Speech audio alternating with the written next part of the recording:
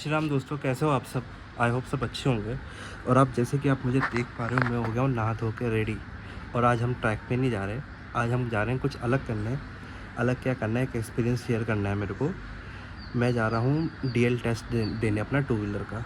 गाड़ी मुझे चलानी आती है एज़ यू नो, बट मेरे पे लर्निंग लाइसेंस था, मैंने जो फरवरी में पास कर दिया था। अब मेरे को डीएल चाहिए ताकि हम आगे फ्यूचर में बाइक लेके मोटर व्लॉग डाल सकें और अलग अलग जगह जाके वहाँ के एक्सपीरियंस आपके साथ में शेयर कर सकें। और जैसे कि देख पा रहे हो, बारिश का बुरा हाल, कपड़े सूख रहे हैं।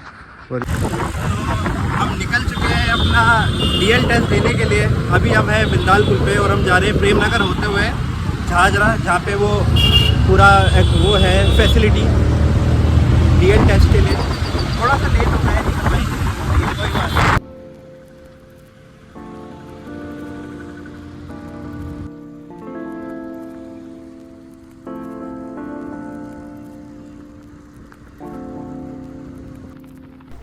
तो भाई लोगों, ये है FRI, forest research institute of India. और इस चीज़ को तो कोई इंट्रोडक्शन की ज़रूरत नहीं है, ये हमारे देश का तिरंगा, हमारी शान। और पूरे विश्व में इससे सुंदर नेशनल फ्लैग कोई है ही नहीं।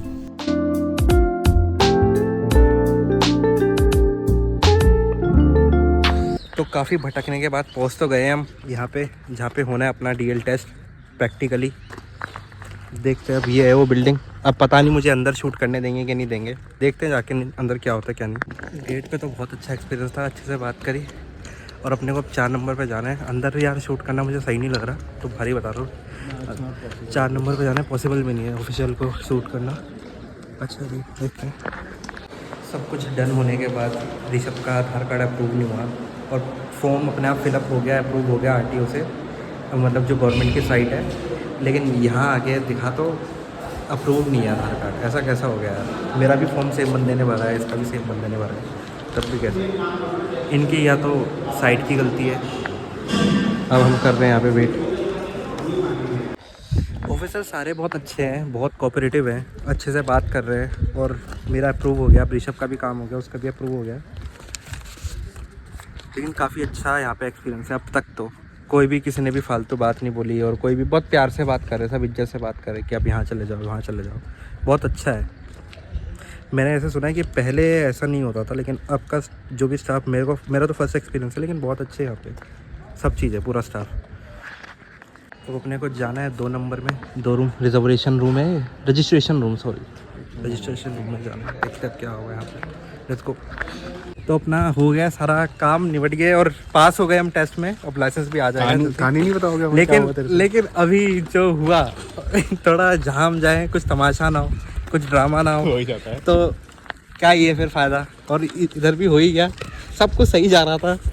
जब हम टेस्ट देने गए उसके आगे कहानी सब भाई बताएंगे। अभी ये ना टेस्ट देने गया, ठीक है।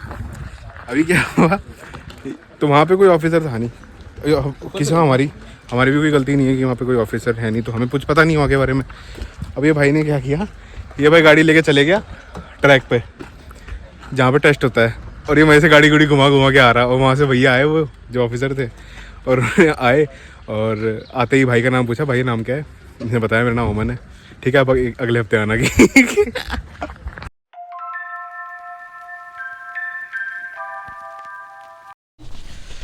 सबसे पहले तो मुझे ये पार्ट दोबारा रिकॉर्ड करना पड़ रहा है, क्योंकि वो भगवान जाने फ़ोन हीटअप हो गया मेरा या कुछ भी था, वो रिकॉर्ड भी नहीं, या तो वो रिकॉर्ड नहीं हुआ या तो फिर वो डिलीट हो गया, जो भी था पता नहीं। तो हमने पहली बात तो वहाँ पे कोई बड़ा कांड नहीं किया कुछ, ठीक है, नॉर्मल चीज़ें रहीं, लेकिन थोड़ा हो गई बहसबाजी। तो ऐसा हुआ था कि मैं देने गया टेस्ट वहाँ पे, और देखा मैंने वहाँ पे कोई भी नहीं है। तो मेरे दिमाग में आया, क्यों ना फिर अगर जब कोई है नहीं तो खाली ट्रैक पड़ा है, तो मैं इस पर एक बार प्रैक्टिस कर लेता हूँ। अगर मेरे मन में ये था कि अगर मैं बाई चांस फ़ेल हो गया पहली बारी में, तो मुझे दोबारा आना पड़ेगा, इतनी दूर दोबारा टेस्ट देना पड़ेगा। इससे अच्छा मैं अगर एक बार देख के प्रैक्टिस कर लूँ तो मैं अच्छे से टेस्ट दे पाऊँगा। तो मैंने अपनी गाड़ी स्टार्ट करी, उस पर बैठा और मैं ट्रैक का मुआवजा लेके वापस आ गया। और वहाँ पे इतने में एंट्री हुई, वहाँ पे जो इंस्ट्रक्टर थे, जो RTO के ऑफिसर थे, उनसे आए उन्होंने छूटते साथ उन्होंने बोला आपका नाम क्या है। कि मैंने बोला मेरे सर मेरा नाम अमन है। कि आपका नहीं होगा सर, आप अगले हफ्ते आना। मैंने कहा सर क्यों नहीं होगा, कोई रीज़निंग तो बिना किसी कंक्लूजन के तुम आप ये क्यों बोल रहे हो। तो उन्होंने कहा कि आपका तो होगा ही नहीं है। मैंने कहा अच्छा, फिर बहसबाजी हुई। मैंने कहा किस बेस पे नहीं होगा सर? कह रहा आपने बिना पूछे आप ट्रैक पे चले गए, परमिशन नहीं ली, कुछ भी नहीं करा। मैंने कहा ठीक है। फिर मैंने पूछा सर आप थे ही नहीं पहली बात तो यहाँ पे जो मैं आपसे परमिशन लेता और अंदर जाता। मैंने कहा यहाँ पे कोई ऐसा भी नहीं था ना जो मुझे मना कर दे कि आप ट्रैक पे नहीं जा सकते, ट्रैक पूरा खुला हुआ है।